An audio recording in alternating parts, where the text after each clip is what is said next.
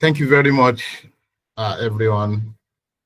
My name is Dr. Amin Shitu. I'm a staff member of the Faculty of Veterinary Medicine here at the Usman Ofodo University, Sokoto in Nigeria. And I'm also one of the team members of the AfriScience network. You are welcome to the 24th webinar of the AfriScience network. And this is exactly 2 years since since our founding in 2023. So it is a special webinar on our second birthday.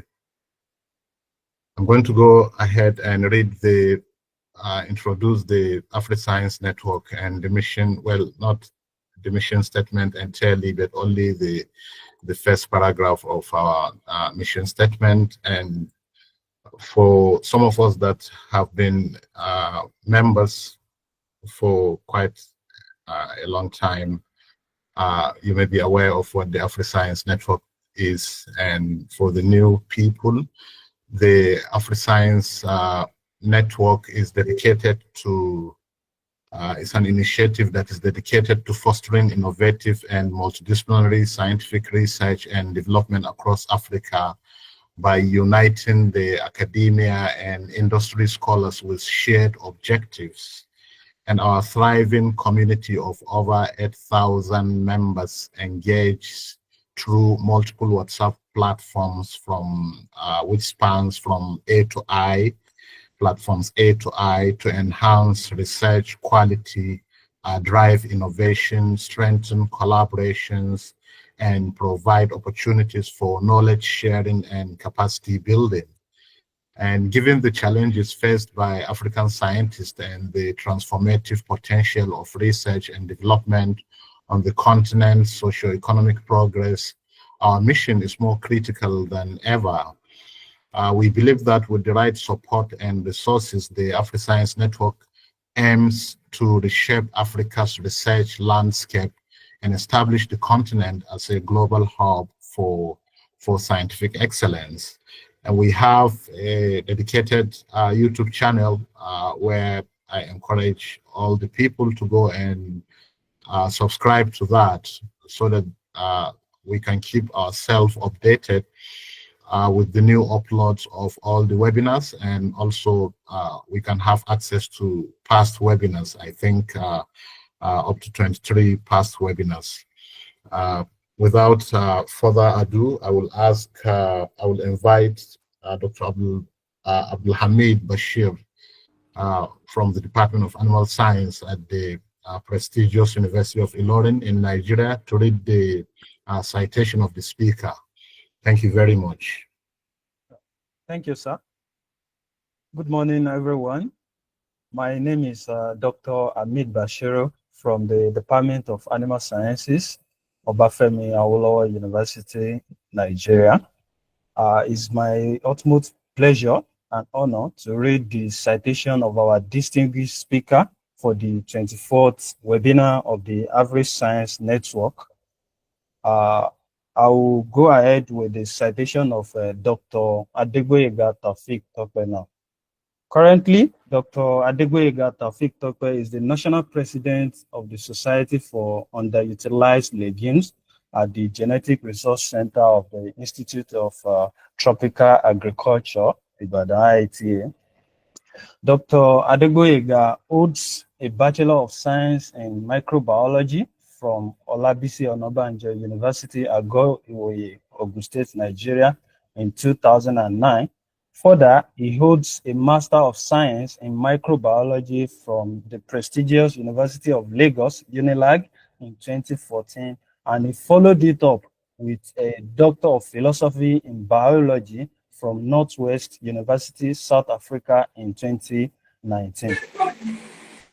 As a dynamic, young, energetic, visionary academic and astute researcher in bacteriology, biotechnology, molecular biology, bacterial genetics, microbiology, and climate science, as well as earth research for almost 15 productive years, Dr. Taofeek is a self-motivated and enthusiastic teacher, as well as a trainer, researcher, and scholar whose research interest covers not just microbiology, but also food science, nutrition, food analysis, food biotechnology, bioinformatics, nitrogen fixation, as well as climate science and climate change.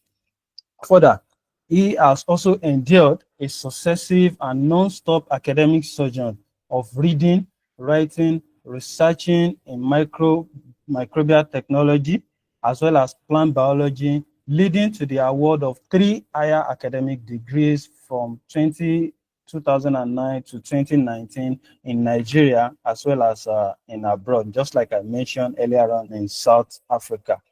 Now, it is also my pleasure and honor to also let the audience know that Dr. Adegboyega Taofeek Tope has proven and demonstrated capacity to work independently with strong organizational and multitasking skills.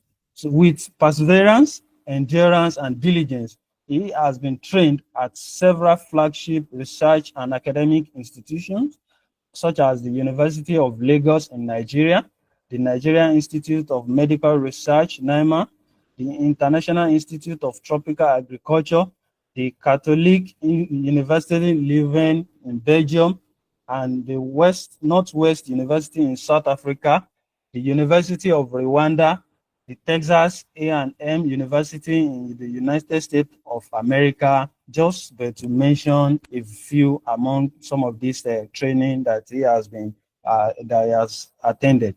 He is also an extraordinary senior lecturer at the Northwest University in South Africa. As an academic, I'm honored to mention that he has published well over 50 peer-reviewed manuscripts and has also attended international and national conferences, such as well as organizing different scientific meetings. In addition, he has also been fully involved in the mentorship of young scientists, such as the undergraduate and postgraduate students. Furthermore, he has also won several international and national research awards while also actively involved in grants writing, project management, and the delivery of the grant mandate that he has won over time. In conclusion, he was elected the Pioneer National Secretary, the Society for Underutilized Legumes, and is also the former president, the International Association of Research Scholars and Fellows at IITA. He's also the chair, the board of trustees at High Center Health Initiative in Nigeria, and is also the team lead, CAPS Innovation, that is involved in training, management, and consultancy for development farm in Nigeria here. Apart from that, he's also the director of publicity, future of medicine, science, technology, and innovation. Ladies and gentlemen, it is my honor, and I'm proud to present Dr. Taofeek Tope Adegboyega, who will be talking to us for the 24th webinar of the AfriScience Network on the topic SDGs on health, nutrition, and poverty, hidden treasures in neglected tropical legumes. So you're welcome, sir. Thank you very much, sir. I'm delighted to be a member of this session today, and I bring glad tidings from the Society for Underutilized Legumes, Genetic Resources Center, International Institute of Tropical Agriculture, IITA. We are pleased to be part of this webinar, and we are grateful to the entire team for the extension of invitation to us in our bid to scale up interventions to support the growing population in relation to their health, nutrition, as seeking ways by which poverty could be reduced in our communities. I would like to confirm that the slide is on the first page, on the title page, then I can proceed. Yes, it is. You can proceed. Put it on presentation mode.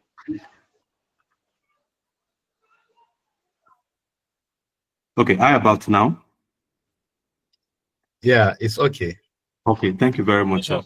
I apologize that my video is not on. I've attempted. I don't know why the video button is not activated. So, but just kindly permit me to just proceed as I've requested from the organizer.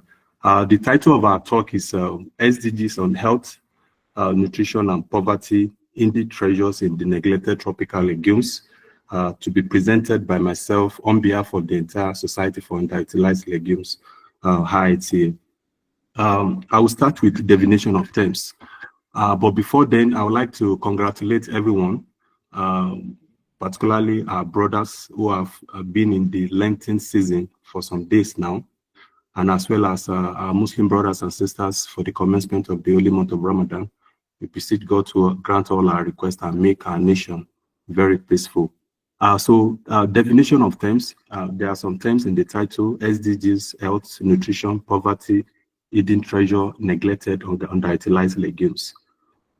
The SDGs are the Sustainable Development Goals, also known as SDGs, were adopted by the United Nations in 2015 as a universal call to develop actions to end poverty, protect the planet, as well as ensure that by 2030, every member of the world is able to enjoy peace and prosperity. So we are just about a few years to that actualization of the goal. And there are about 17 of them. I can remember vividly that before we have this, the SDGs, the United Nations as well have adopted the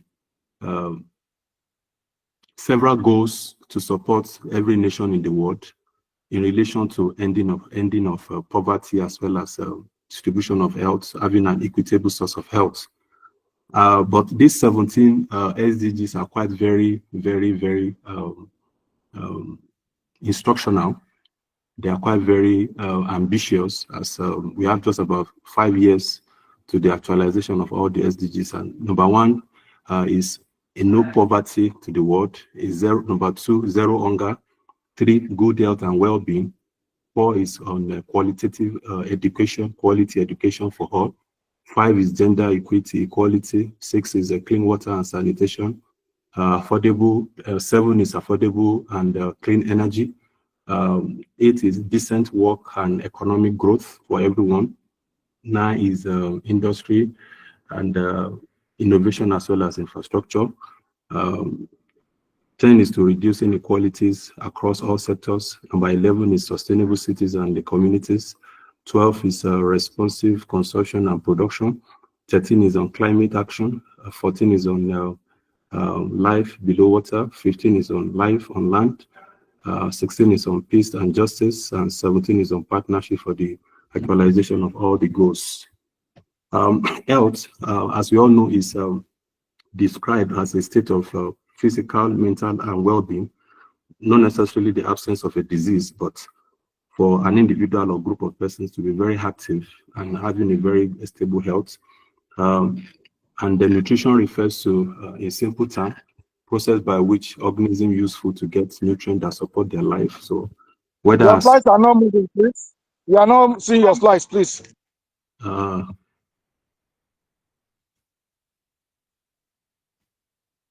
Okay, how about now? I'm on the 4th slide. Okay, yes, please. Okay, so nutrition, either for plants or animal, is just to ensure that the living organism is able to get what could support continued life. Then we have poverty, lack of resources that could meet basic needs such as food, clothing, and shelter, as we can see as depicted in this picture. And hidden treasures refers to valuable things such as precious metals or stones that are quite very, very important and dear to the heart of whoever is concerned in terms of utilization. And the big one is the neglected tropical legumes. We have a number of them: cowpea, pigeon pea, African yam pea, chickpea, grass pea, phaceolus, wind bean, and several others, whose utilization level have been very, very low. And efforts should be made to ensure that we scale up the intervention for the utilization. So now, can we see this chart? The chart as well as the African map. The slide is not moving. Oh. It's up now. It's up. Huh? Okay. So we can see this chart illustrates the production and the quantity of yield of pulses in Africa. And to the right is a diagram illustrating the African region, particularly with respect to the production of Bambara granite. So we can see from the Southern Africa to the Central Africa, to the East Africa, and to the West. We can see the quantities, in terms of tons of production of Bambara granite, which is still quite very low, but efforts should be made to ensure that efforts are being made, and we just need to scale up this intervention to ensure that we have the desired quantities being produced to meet the food need of the population. The SDG on health, as discussed earlier, is to ensure that healthy lives and the promotion of well-being for all, irrespective of the age. And the goal focuses on health and well-being, which are very essential for sustainable development. And we have seen various countries in the world coming up with various interventions to improve the health of their population, as well as ensure that there is coverage, whether in the rural area or in the urban area, people have access to quality health care, not minding the cost. And as a result of that, several opportunities or several programs have been developed to ensure that the population have access to good health care. We can see this figure by Busisiwe et al. 2025 describes all that we need to understand about the neglected tropical legumes. Like I mentioned the other time, the legumes are adapted to tropical countries, majorly in sub-Saharan Africa. We also have them in Asia and every other part of the world, but their utilization level is low. So if I may ask us that, okay, what was our food consumption pattern this morning? Hardly do we have one or two that could mention that, oh, I consume bean, or I consume legume, or I consume this. Most of our food pattern are adapted towards cereals and few other ones. So the neglected legumes are quite very extensive in their scope. They assist in the mitigation of climate change. We have seen them on the field. We have seen that they are quite adapted, particularly when there is delayed rain or heavy rain, they could adapt. They have been helpful in the mitigation of reduction of greenhouse gas emissions. They assist in promoting a very good ecosystem where they are cultivated. They support fertilization of the soils with the help in the nodulation as well as fixation of nitrogen. They are very rich in nutraceuticals, which are good in the promotion of health. And the common adage is for us to use our food as medicines. And they are tolerant to abiotic and biotic stresses that could be experienced in the society. Depending on the variety, they could also assist in breaking the cycle of pests and diseases. They assist in conservation of soil water. They are highly adapted to very poor soil, irrespective of the type of soil. If you grow them, if you cultivate them, they will grow. Once they are planted, you are sure that over time they will experience growth. And in some communities, they are used as replacement for meat, as a source of protein, and they have quite a large number, as we are going to see in the following slides, in terms of they are rich in terms of nutrients, minerals, as well as minerals. Yet they are still utilized. So the focus of our presentation today is to see, okay, how can we as a society, how can we as a network be able to promote this utilization in sustaining our health? We have seen the challenges across the globe. Every country wants to be independent. No country, even those who are serving as big brothers to the world, are cutting their sizes. Like the report yesterday was that climate related workers in the US have been laid off. A few weeks ago, we had that the United States government, through the United States Agency for International Development have cut aid. They have cut their support to countries across the world. And the need for us as a nation, or the need for us as a continent, to be able to look inward to see, okay, how best can we support ourselves? Do we continue to depend on the global aid, or we continue to see what we can do within our network to be able to support our growing population? So these are some of the as adapted from Bususiwe 2025. We have a list of the legumes, and we also have bioactive compounds that are contained in them, as well as their health benefits. Like, for instance, now marama bean, rice bean, bambara granules, they have caffeic acid. They also have phenolic acids. They could serve as antioxidant, anti-diabetic. They could serve as neuroprotective, anti-carcinogenic, and anti-inflammatory. We have pigeon pea, we have cow pea, which possess garlic acid. They have anti-inflammatory. They possess anti-inflammatory functions. They could also assist as antioxidants. We have the list of them. We also have these are the list of what they could perform as functions when they are consumed. They could reverse obesity, they could reverse cancers, they could reverse diabetics. They could also assist in various related blood pressure concerns. They could support very strong high, and many others like that. In relation to the approximate composition, they have, we can see bambara granules, 381 kilocalorie. We can also see the protein content between 17.4 to 25.2, depending on the variety. We also have the fat content, we have the carbohydrate content, we have the dietary fiber, ash, as well as the current price based on their location. So these legumes are quite very rich. So when we compare them to other major legumes like soybean, common bean, groundnut, and chickpea, as well as a pea, we see that it's marginal. What we have in the underutilized legumes are a bit more, depending on what we are actually classifying them with the major legumes. So this situates that our effort should be towards bringing all these legumes back to limelight. We remember several years ago, when soybean was introduced, and then a lot of interventions that were made to ensure that every household is able to consume soybean.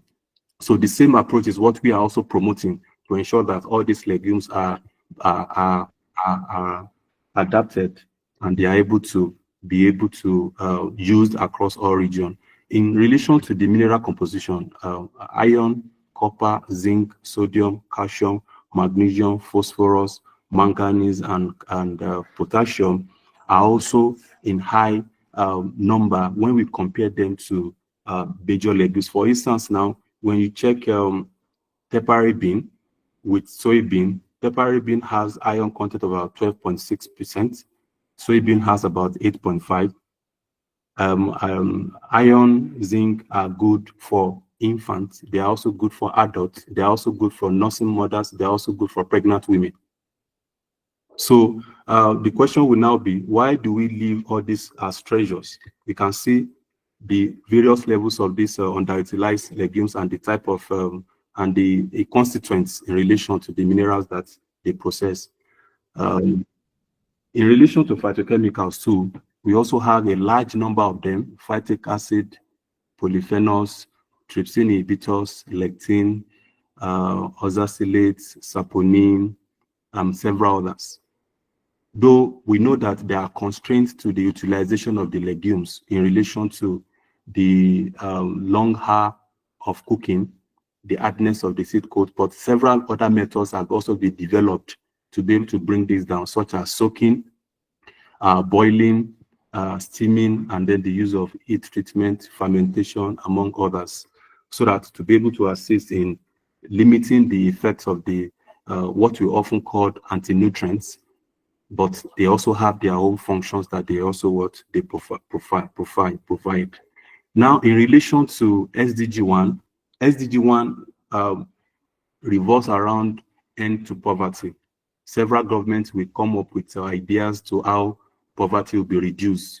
And we, as designed by the WHO, by the United Nations, is that an extreme poverty is currently defined as anyone that lives below $1.25 per day. Say anyone that cannot afford, say, a 2,000 naira per day, for instance. And the goal is to ensure that poverty is reduced by at least half for the global population. And then every person in the world is able to access economic resources that will be that would be able to support the global population. Then how is the SDG to be implemented or to be achieved? Is by implementing social protection systems to be able to ensure that people are together and they are protected in relation to their health, their source of earning, where they live, what type of water they drink, and several other forms in which they could be protected. Then it also intends to build resilience to climate change and other disasters, ensuring equal access to economic resources and basic services, mobilizing resources from various sources to be able to support the elimination or reduction of poverty, then reducing vulnerability to climate change. So how are these SDGs important? They are important because they will be able to address concerns about education. They will address issues about inequality in living standard. They will address concerns about safety nets. They will also address vulnerability to disasters, diseases, unemployment, and social exclusion. So in our own case now, the utilization of legumes could assist in reducing poverty. When we visit several communities, we see women, young girls trading in these legumes.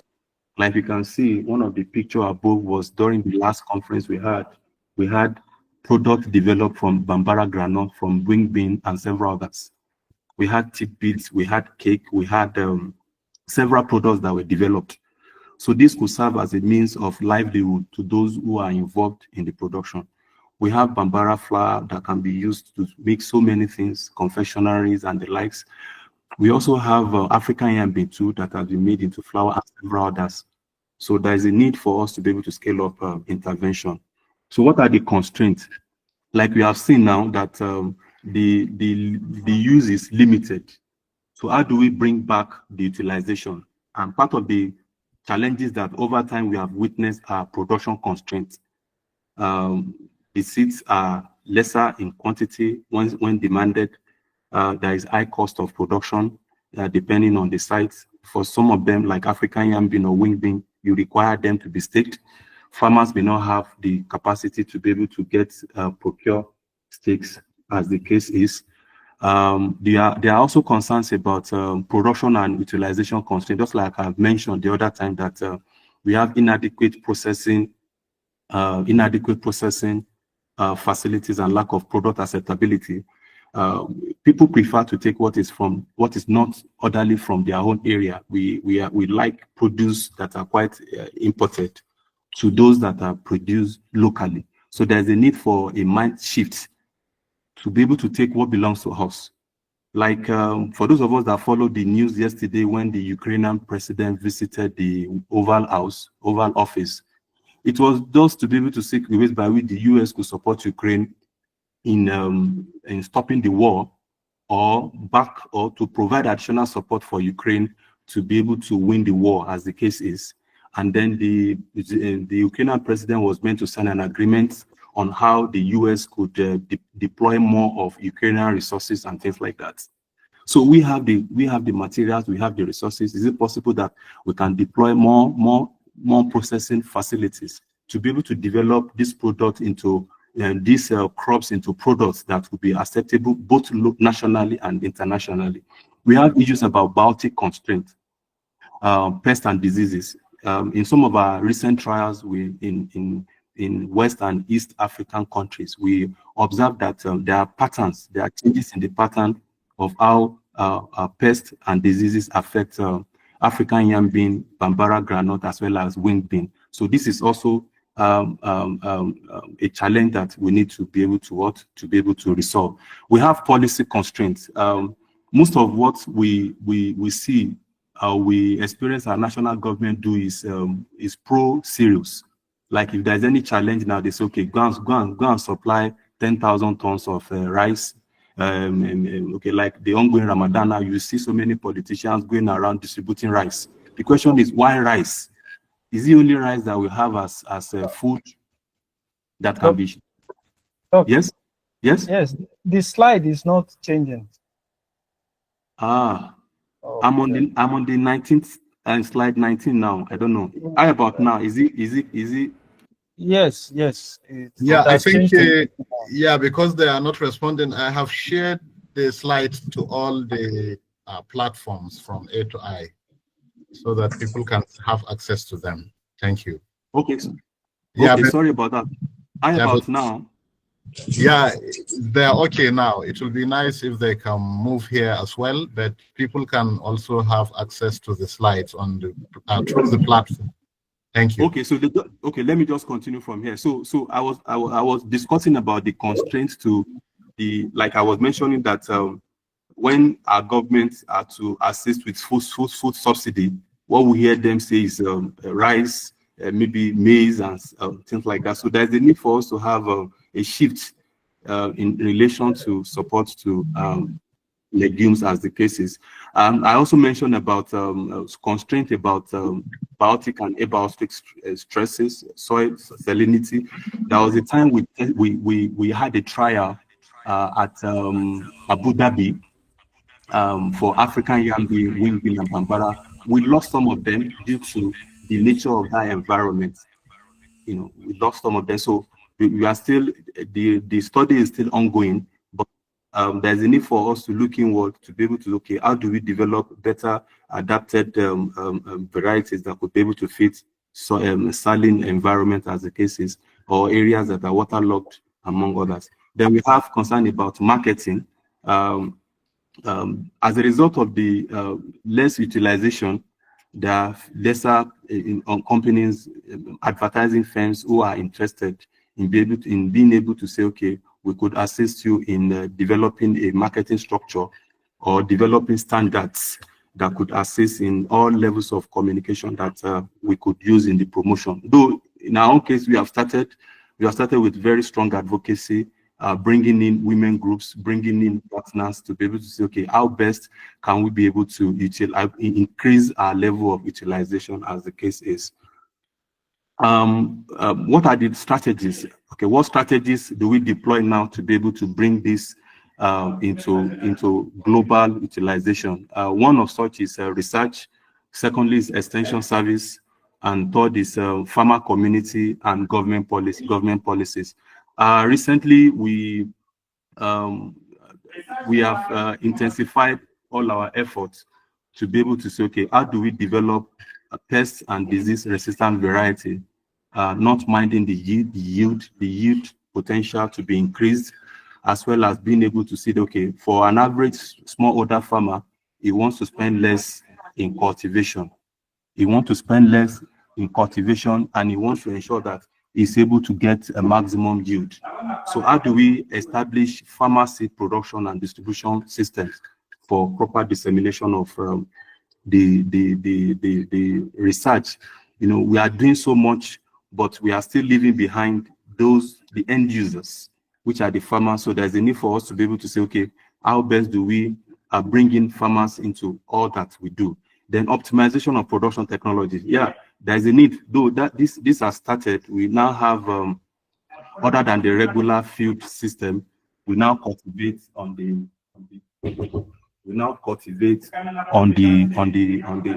using newer technologies like hydroponics and several other newer technologies for cultivation.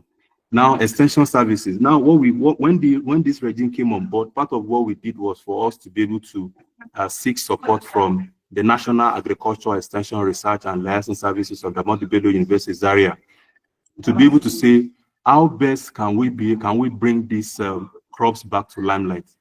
And during the meeting, we were made to understand that, in fact, it was even the first time that the researchers at the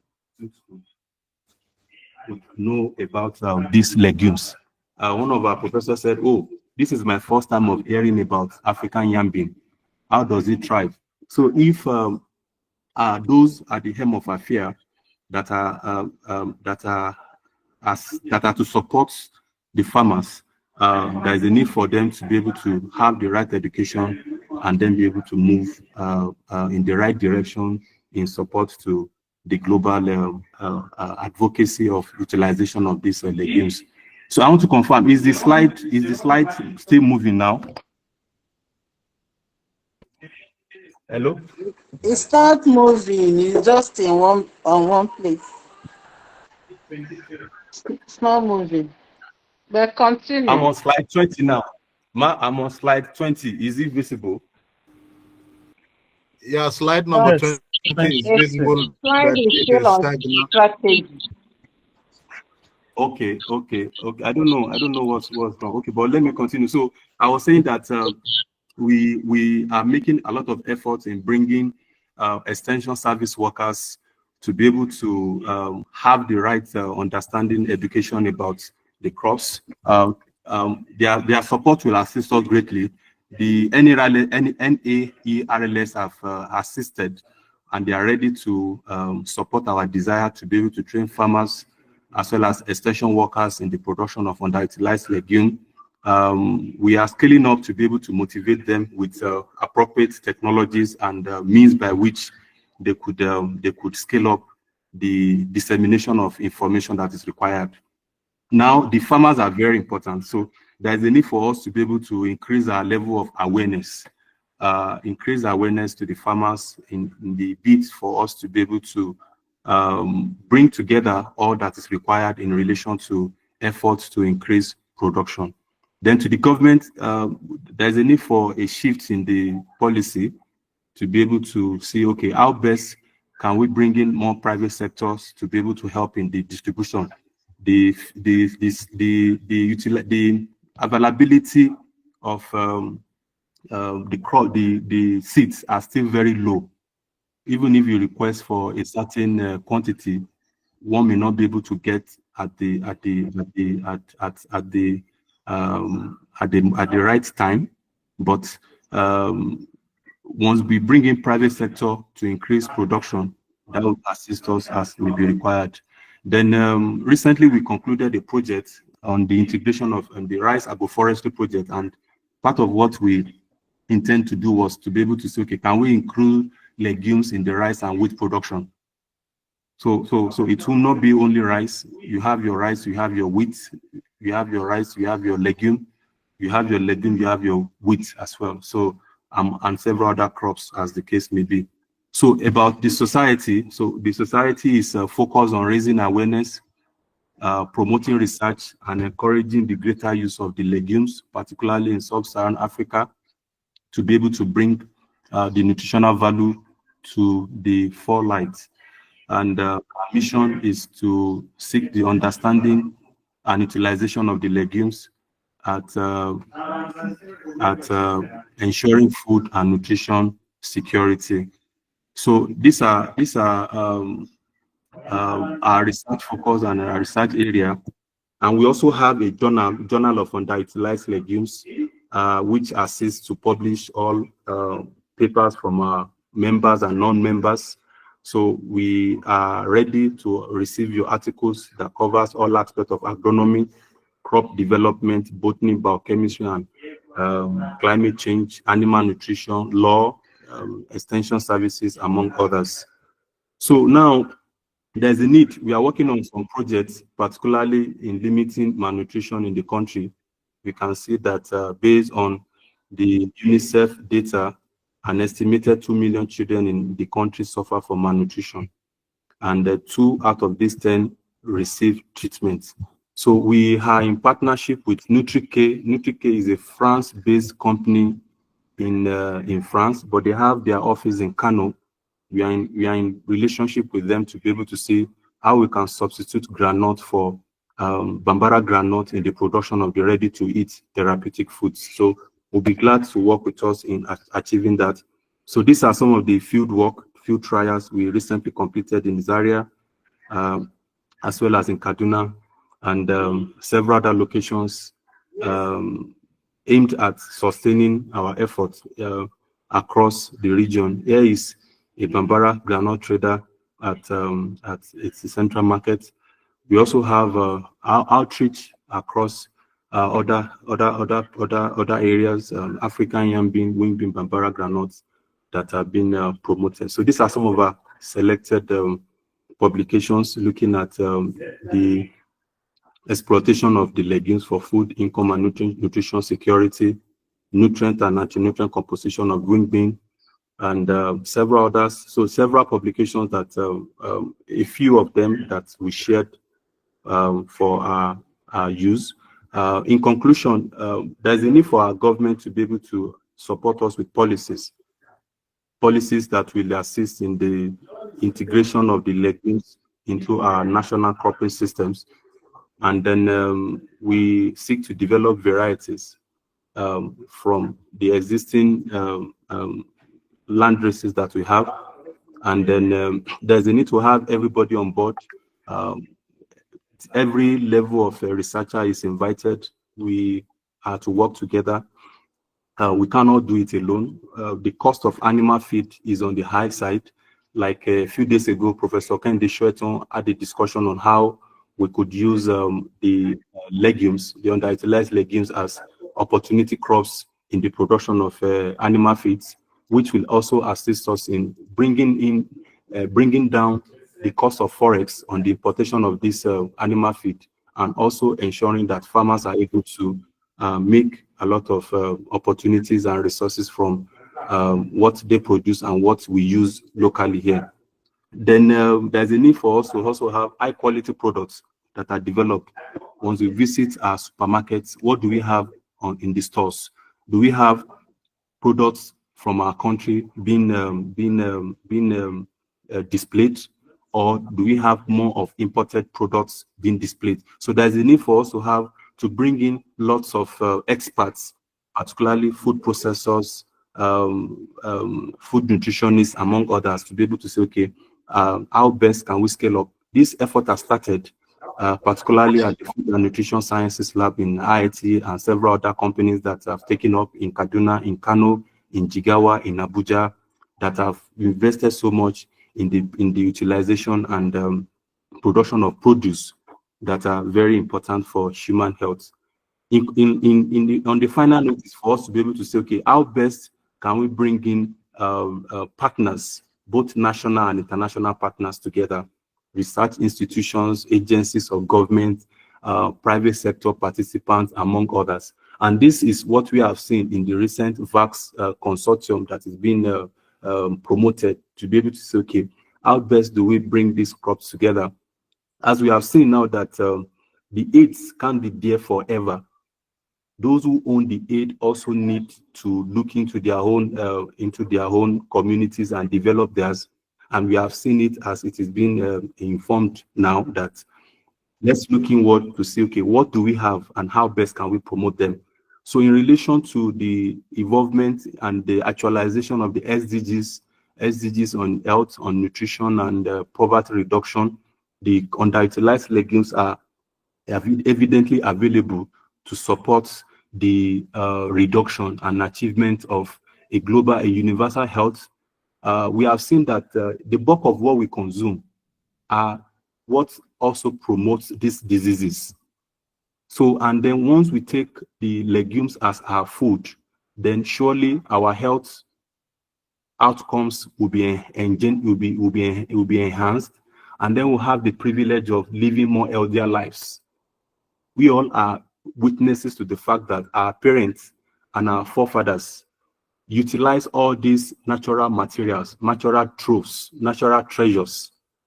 But our own generation now are feeding on junks, foods that are not of greater assistance in promoting our health, but rather they promote all levels of non-communicable diseases in our societies. The consumption of high content sugar we have had led to various diseases in the communities.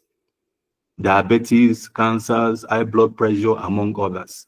So there's a need for us to have a change in attitude to be able to say, okay, there's a need, let's develop our capacity, let's have these crops produced in large quantities, let's bring in partners to assist in the utilization and then their promotion. So thank you so much. My acknowledgement to all these institutions that have had the privilege of being trained, and this is just a few of them. And on behalf of the entire team, we'll be glad to work with every member on this call with the goal of limiting poverty, improving our health, as well as nutrition for the ever-growing population. So I want to thank the entire team, AfriScience Network, Dr. Amin Shitu, Professor Ken Deshueton, and every other member of the organizing committee for the extension of invitation to us to be able to present the little efforts we are making. And we hope that our forthcoming stakeholders conference, we are planning a continental-wide stakeholders meeting to say, okay, now we have identified all the challenges and we also have possible solutions to them. Can we scale up this intervention? So we are all invited to participate. Thank you very much, and I apologize for all the related technical glitch on this call. Thank you.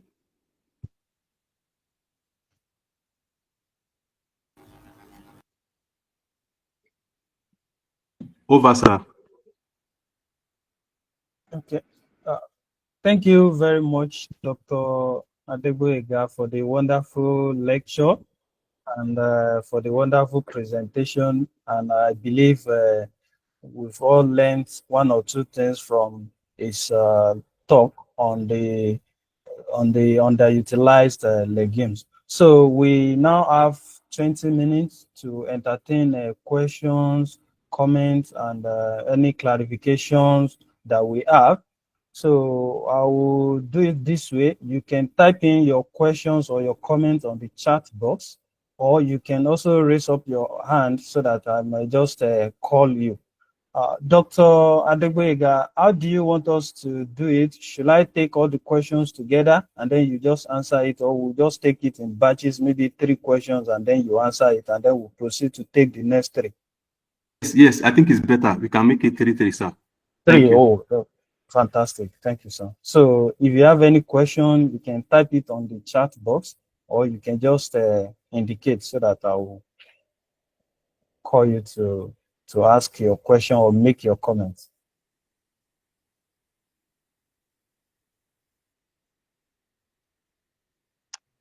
Okay. Yes. Yes. Please go ahead, sir.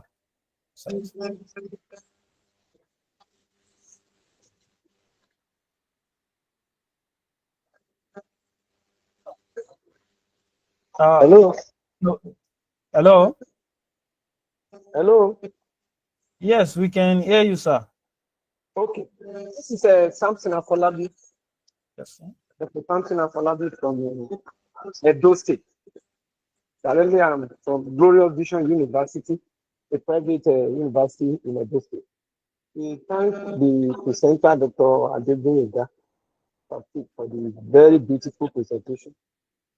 Actually, a show, a display of concrete research works backed up with efforts at research for development.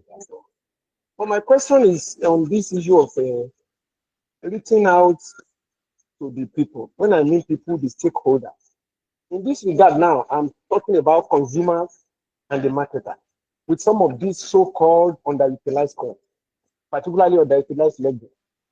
In some other cases, even some of them, we tag them lost, forgotten, hidden. Even sometimes we classify them as opportunity crops. But my concern now is the efforts of research is very clear, based on what Dr. Adegboyega presented and what other researchers are doing. But the role of extension among these stakeholders, I mean now the consumers and the marketers.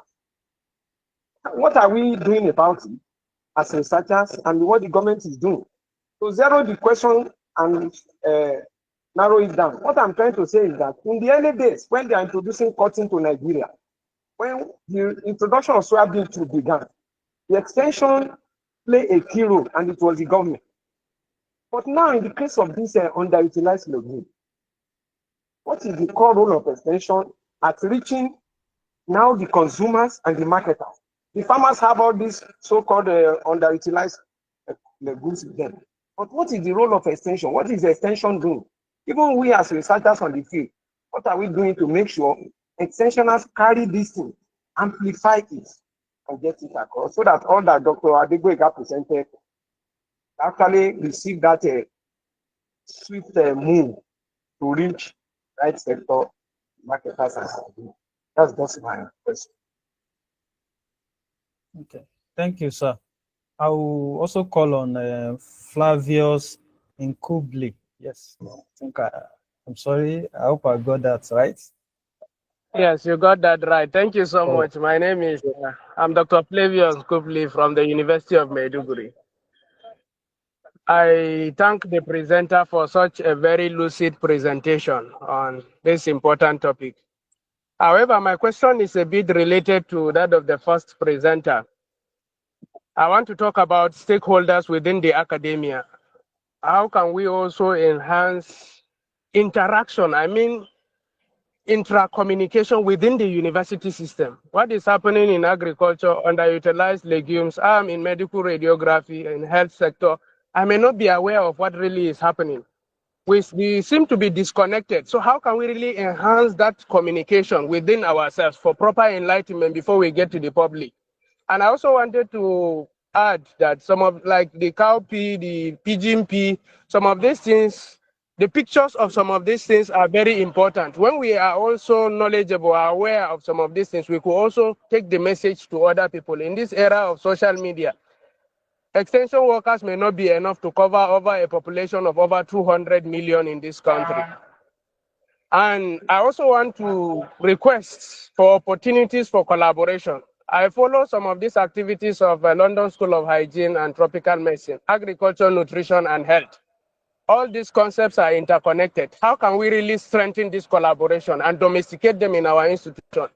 Northern universities, Southern universities. Thank you very much for the opportunity to ask my question. Thank you very much, sir. The third question is from the chat board from Ogechuku, and your question is as thus: this underutilized legume, has any research been done on its inclusion in animals' feed and health, especially in livestock system? So, Dr. Adegboyega, maybe you just answer the first three questions, and if there's any after that, we'll still take it, sir.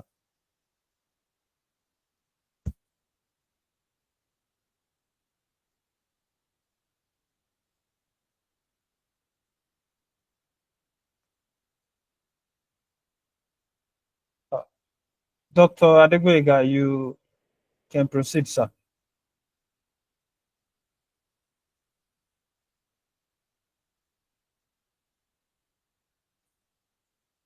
I hope. Sorry, I hope I'm audible enough. Yes, you are, sir. Yes, yes. Okay. Dr. Adegboyega, please go ahead, sir. Okay, thank you very much. Thank you to Dr. Afolabi and everyone on the call for the questions. Just like you had mentioned, and extension is key, and that is why we are scaling up our discussion with the National Extension Research and Liaison Services. And as a matter of importance, when our regime came on board, we visited the institute in Zaria with a bid to be able to fortify to fortify the relationship and then be able to scale up. And then we are going to intensify our efforts in this regard to improve on all related areas of intervention. The NARLS have the capacity in terms of reach nationally and internationally. So we are going to deploy all the available arsenals within their reach to be able to scale up the the extension requirements in the promotion of the legumes. Secondly is that, just like I mentioned the other time, that consumers are key. We do a lot of visits to communities, and by the time we interact with them, some of the traders even often say that, oh, these crops are even for the rich, because the rich use them in treating some of their terminal conditions. I've visited markets within the southwest and the southwest of Nigeria, and most of the traders will tell you that, oh, the rich often come to this place, they buy in quantities, and they use pressure cooker or whatever to be able to cook. Just like I mentioned, that part of the limitation is the long hour of cooking. But we will not rest on our oars until we're able to have the desired result achieved. Several of our colleagues, the researchers, Dr. Deshola is on this call. She, part of her PhD was on the cooking time for Bambara granules, using different cooking utensils, cooking materials, to be able to say, okay, when you cook with firewood, at maybe 30 minutes, you'll have your bean ready. Or if you cook with pressure cooker or with gas or with this or with that. So that has been done. But what we need to do is, there are several things, several researches have been done. So, but we need to bring the town and the gown together, and for both parties to be able to have a common understanding of what we are actually saying. Enough of researches kept on the shelf. We need to let the end users be aware. If someone is aware that, okay, if I take a certain gram of pigeon pea, or if I take a certain quantity of Bambara granite, could reduce the exposure to cancerous cells, for instance, you know. So that is key. So we are going to improve more. And in that regard, as part of our stakeholders engagement is at the Society for Underutilized Legumes, we are planning a continental stakeholders engagement that will involve the West, East, North, Central, and Southern Africa. The ESCOs are working in this regard to be able to ensure that we have formidable team being set up, and both along the continental corridors, not excluding those outside the African continent, because recently Professor Balogun Morufat, with colleagues from the Cambridge University, also did a lot of exhibition on African yam bean and the potential African yam bean could utilize. What is often challenging is that those who own the treasures do not appreciate them. It is those who don't them that appreciate the treasures. So we need to really do well in this regard to be able to have a mind shift. So to the question about stakeholders engagement and extension, we would need more to be done, and we promise that we would continue to scale up until every table is served with African wing bean, Bambara granite, and the likes. Thank you. So then to the second question about academia stakeholders, intra-community engagement to enhance communication. Collaboration is key, and this is open to everyone. The society, every discipline has a role to play. Those in the arts, those in humanities, those in communication, veterinary medicine, medical sciences, health. Every discipline has a role to play. Pharmacology, biochemistry, in every discipline has a role to play. You know, and just like you had said about the interconnection between agriculture, nutrition, and health and environment, it is key. They are all together.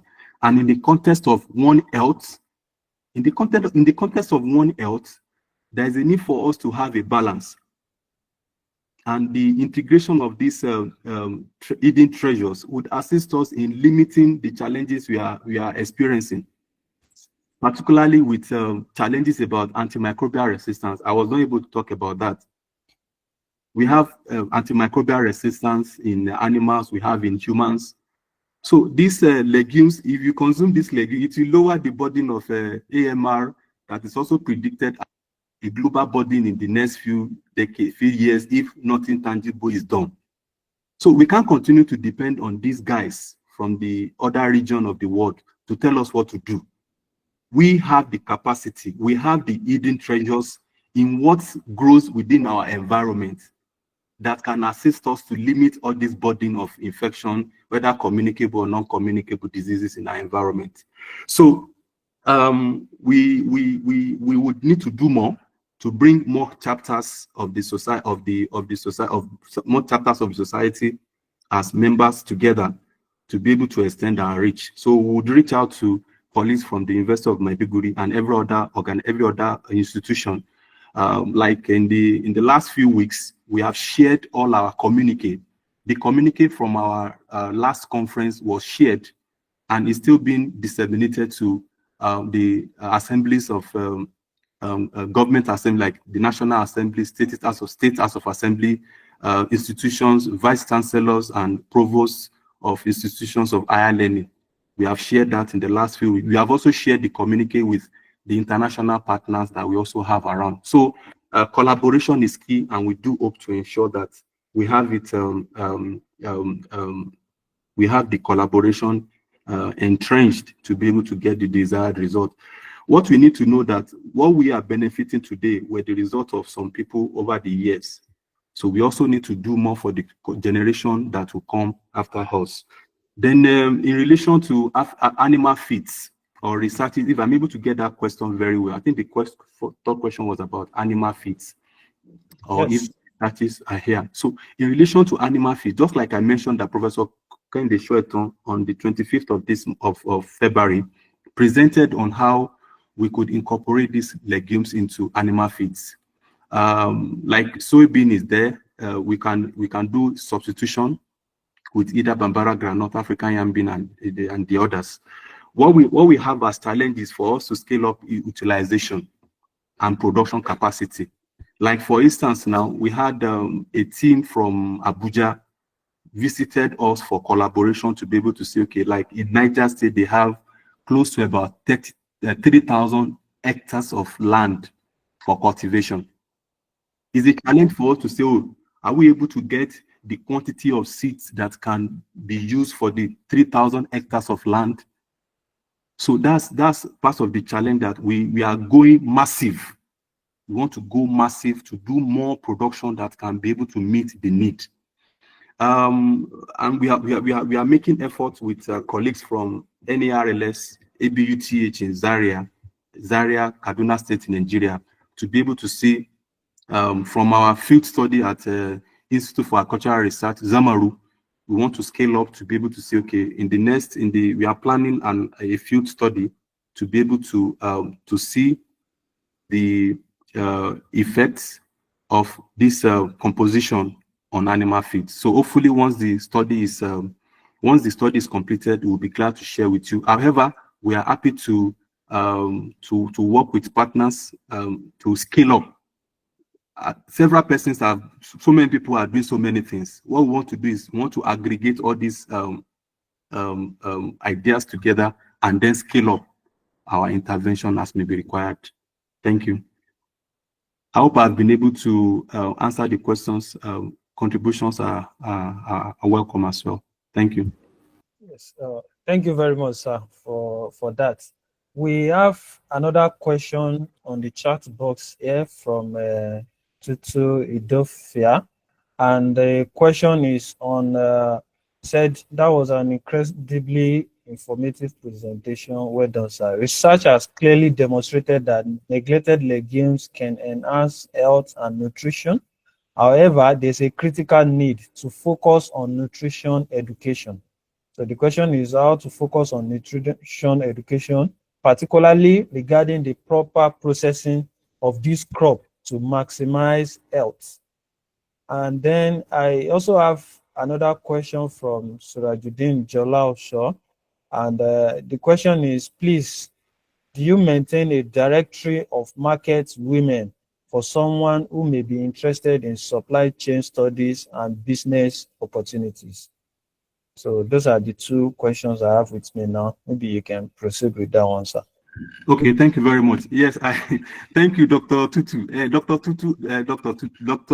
Adetutu Dofia is with the Biosciences Department, IITA. She studied more on the micronutrients of Bambara granite, particularly with pregnant women, particularly in the northwest Nigeria, Niger State. And the findings of the study are quite very, very enriching for us to be able to see.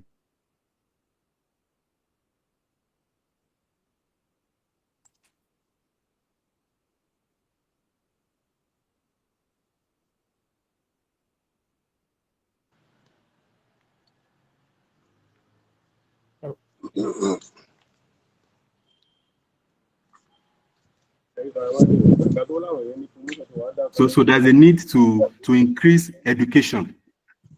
There's a need to increase education. So we'll still need to do more, bringing in provosts of colleges of medical health sciences to be able to say, okay, how do we educate pregnant women, nursing mothers in increasing their nutrients availability? You know, so that is key.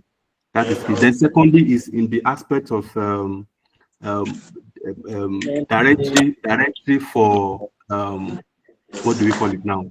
Directory for market women. Yes, sir. Have in the southwest, have in this in the southwest, and we also have in the north. We are working with the hello, sir. Hello, yes? sir. Sorry, I just want to, Dr. Ismail, I think you need to unmute yourself. Mute yourself, sir. There's a background noise from Dr. Ismail Odetokun. Okay, sir. Yes. So you can go ahead, sir. Okay, so thank you. So in relation to directive of women groups, we have women farmers across the country who have facilities that are interested in scaling up. So we'll be glad to work with you. We can provide their details. They are spread across the country, several women groups who have the capacity to cultivate and process. So the emphasis we are making now is for them to go in large-scale utilization and processing, and then segment the production capacity to other farmers, while they go more into production, into utilization of what the farmers are able to produce, and then they go further into utilization, development of various produce that we could have. We remember when we had this promotion about cassava flour, I call it cassava flour in bread, during the President Jonathan's regime. We have them in various formulations, 10%, 5%, 15%, 25%, and the likes. So we are also encouraging our women farmers, our women traders to be able to do this as well. Recently, they were in IITA for discussion to be able to say, okay, how best can the society as well as the institutes support them in their capacity to be able to expand capacity to increase utilization. So that's our advocacy now. We have the inventory we can share with you, and we want to scale up utilization that in the next 5 years, we should be able to report the successes that we'll have recorded across all the sector of the economy, particularly in relation to nursing mothers, pregnant women, children, and every other part of the community. We remember that in the armed forces, for instance, now we have people that are deployed to war zones, or they are deployed for peacekeeping mission. What is the influence of the legumes in their survival? Some of them may not have the privilege of getting access to their meal regularly. In the southeast of Nigeria, my mentor and our professor, Professor Catherine Amani, is on this call. when we had in 2017, when we had this stakeholders engagement in Ebonyi State University, the concern there was that the locals, the villagers or the residents in Ebonyi State attest to the fact that if they take African yam bean in the morning, they do not need any meal until 7 in the evening. So they call it 7 to 7. So the idea we promoted at the Air Force Institute of Technology was with our former commandant, AVM, Air Vice Marshal M.A. Yakubu, was that we could package this African yam bean as a product that our officers and men could deploy with them as like we call it a compact pack. They have it with them when they are going for their mission. So if they exhaust what they have, instead of before they return to their camp, they already have their meal with them. And there is a company in Norway that has actually did exactly that. And so these are some of the interventions that we can initiate. We've started the effort. We visited some companies that could assist in incorporating the legume. And once we have the desired outcome, we believe that it can be scaled up. See, as simple as that.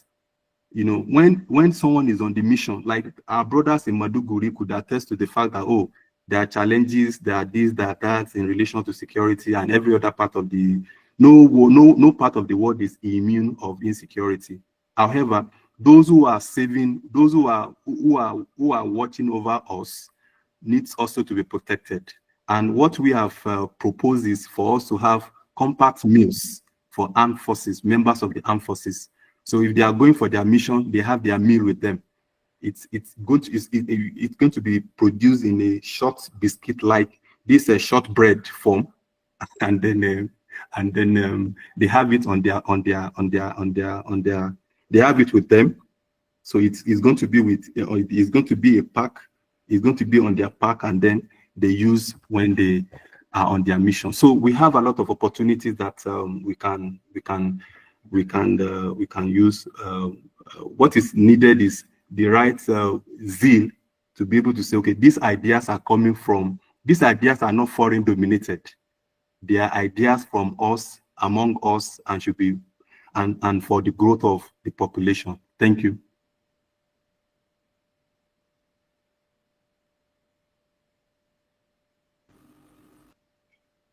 Okay.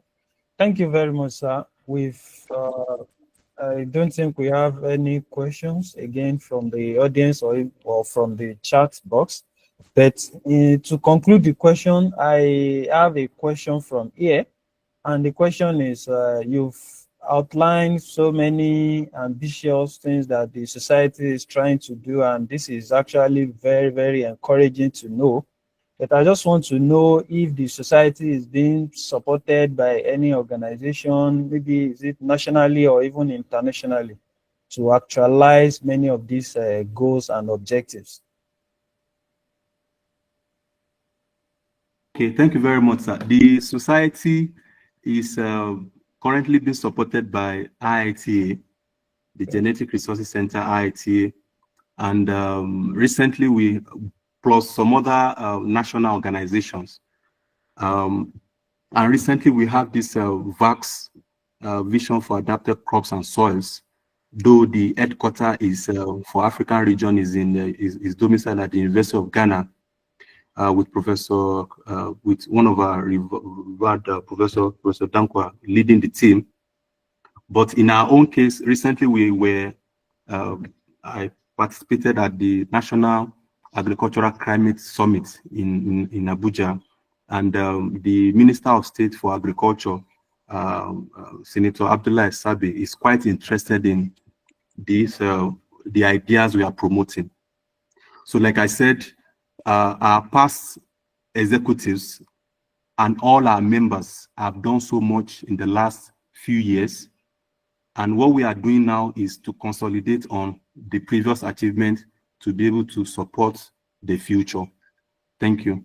And as well, we are open to partnership. Like I mentioned the other time that in Niger State, we have over 3,000 hectares of land. available for the women farmers to cultivate. And it was even at the National Agricultural Climate Summit that I presented that these are the treasures we have. Can we scale up? So we have a very strong team devoted to grant applications. We have put in grants applications, particularly to TED Fund in the last National Research Fund call that was made. We have also submitted to the Raw Material Research and Development Council and several others. So with the dissemination of our communique to the various parliaments across the country and the involvement of all the necessary stakeholders, we believe that we'll be able to expand our reach and be able to achieve our goal as we have set them to be very, very ambitious. Thank you very much. Okay, thank you very much, sir.